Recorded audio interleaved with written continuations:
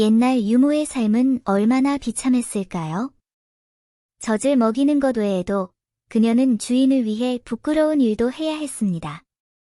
아이들을 먹여 살려야 할 뿐만 아니라 주인을 위해 부끄러운 일을 해야 했습니다. 옛 유모들의 슬픔은 말로 다 표현할 수 없었습니다. 우리는 종종 TV에서 유모가 아기에게 젖을 먹이는 모습을 봅니다. 드라마에서 유모의 지위는 낮지 않습니다. 왕자와 직접 대화할 수 있을 뿐만 아니라 황제를 자주 만날 수 있고 부당한 대우를 받지도 않습니다. 하지만 실제 역사에서 유모의 삶은 결코 쉽지 않았습니다. 유모의 등장은 서주나라 시대로 거슬러 올라간다. 예를 들어 주지에 모유 수유를 담당하는 관리가 6명 있었다는 기록이 있는데 이는 당시 궁궐 유모제도의 원형이 형성되었음을 보여줍니다.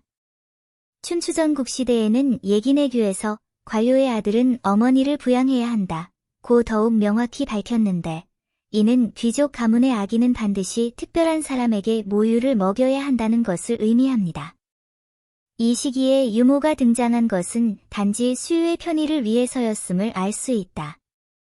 하지만 시간이 지나면서 법원이 유모에 대해 요구하는 사항은 점점 더 엄격해졌고 유모의 상황은 점점 더 어려워졌습니다. 예를 들어 한나라가 유모의 책임을 명확히 하는 법률을 통과시킨 후 성공적으로 선발되길 원하는 유모는 건강검진과 행동 제한을 거쳐야 했습니다.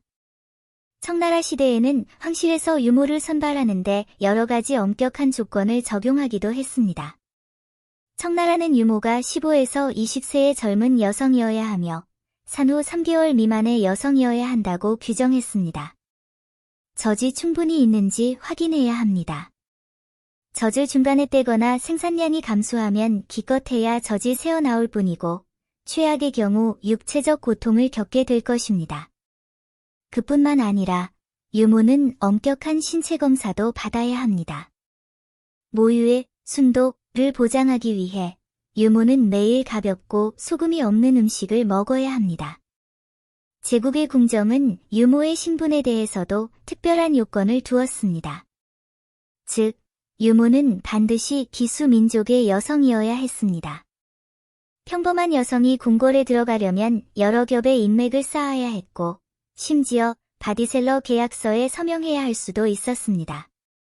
이 계약서에 서명한 후 유모는 친자녀들과의 모든 연락을 끊어야 했습니다. 아이들을 만날 수 없었을 뿐만 아니라 메시지를 보내는 것조차 금지되었습니다. 명나라 때 한 유모가 궁궐을 나갔다가 남편이 재혼하고 아무도 돌보지 않아 아이가 죽었다는 사실을 알게 되었습니다. 이 일이 유모에게 얼마나 큰 충격이었을지 쉽게 짐작할 수 있습니다. 매우 엄격한 선발 과정을 거친 후에도 유모의 일은 더 쉬워지지 않았습니다. 그녀는 여전히 견뎌야 할 다른 고통들이 있었기 때문입니다. 가장 큰 문제는 신생아에게 모유를 먹이는 것입니다. 모유 수유는 많은 사람들이 생각하는 것만큼 쉽지 않습니다. 예를 들어 궁궐의 유모들은 아기들과 함께 살면서 밤낮으로 아기들에게 먹이를 주고 잠들게 해야만 했습니다. 강희제의 유모의 묘비명에는 그녀가 아이의 음식, 일상생활, 질병 예방을 책임졌으며 강희제가 올 때마다 황제의 벌을 참아야 했다고 기록되어 있습니다.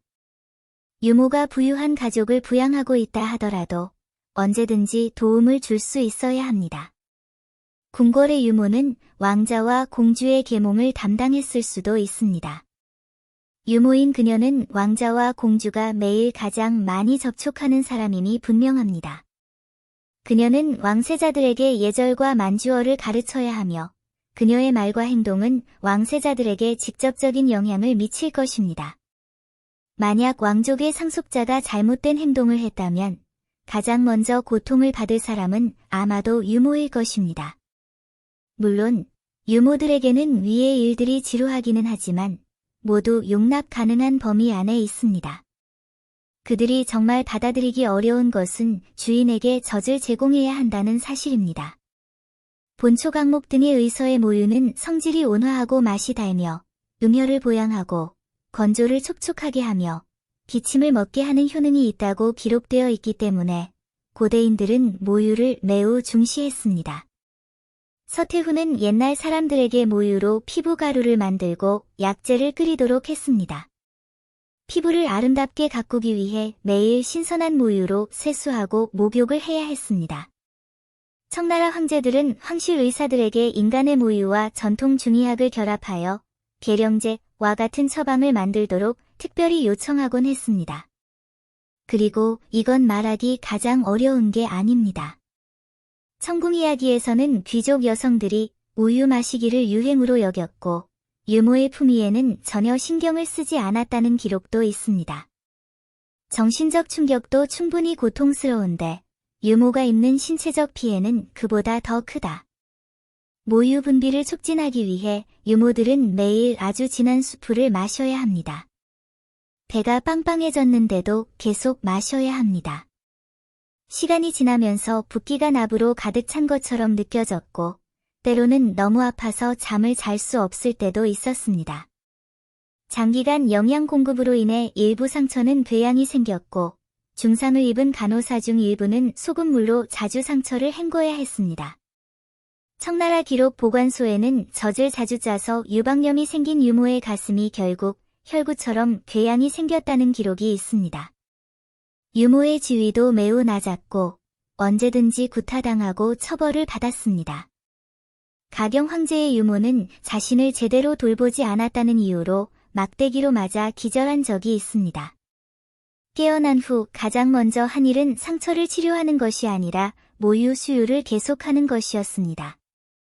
그해 궁궐에 채용된 유모 중 궁궐을 떠날 때까지 살아남은 사람은 10명 중 1명뿐이었다.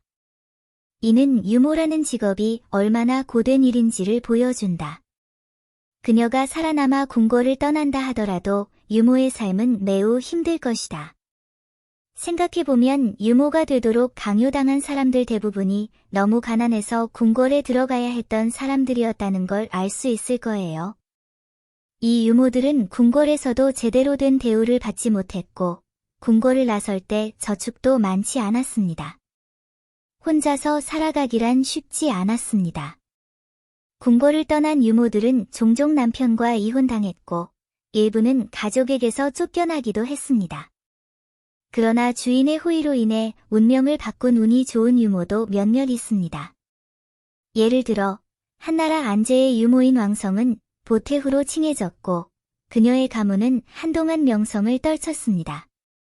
명나라 여비의 유모인 여씨는 사후 대여대 부인으로 추존되었지만 그런 행운의 사람은 매우 드뭅니다. 고대 유모들은 대부분 권력자들의 살아있는 도구에 불과했습니다.